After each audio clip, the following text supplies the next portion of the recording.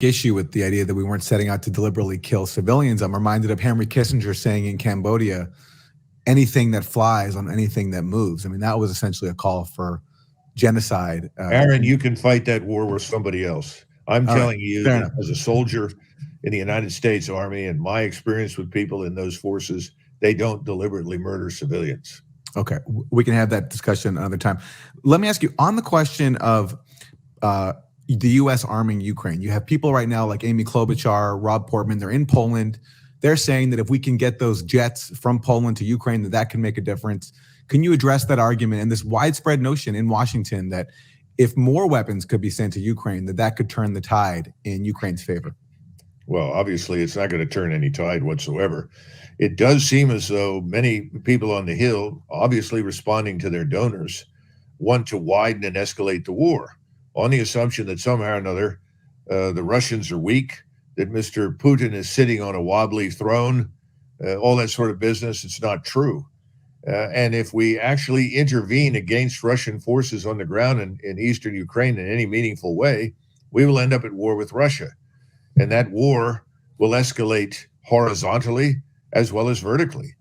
So that up to and including the use of nuclear weapons. Remember, nuclear weapons only have value in the modern world in terms of their potential to protect your territorial integrity. That's it.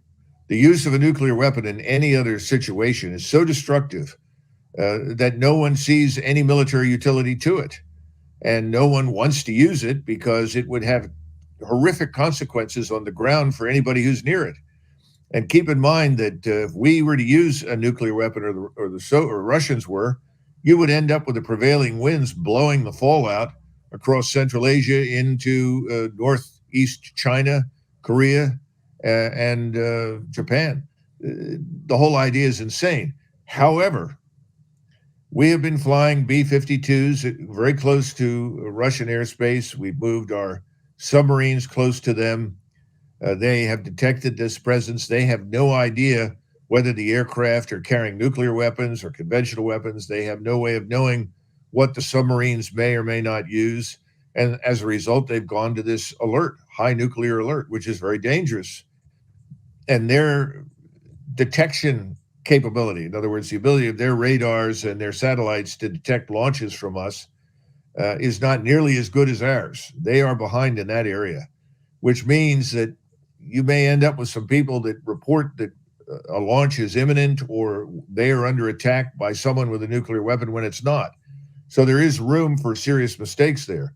But no one should doubt the willingness, if they feel that their territory is going to be threatened with an attack with nuclear weapons, they will launch a strike against us.